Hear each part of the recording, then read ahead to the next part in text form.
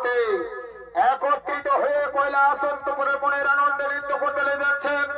আর এই হেন দুই শিল্পী হলেন দুই ভাই সচিন কুমার মাহাতো ও চিত্ত কুমার।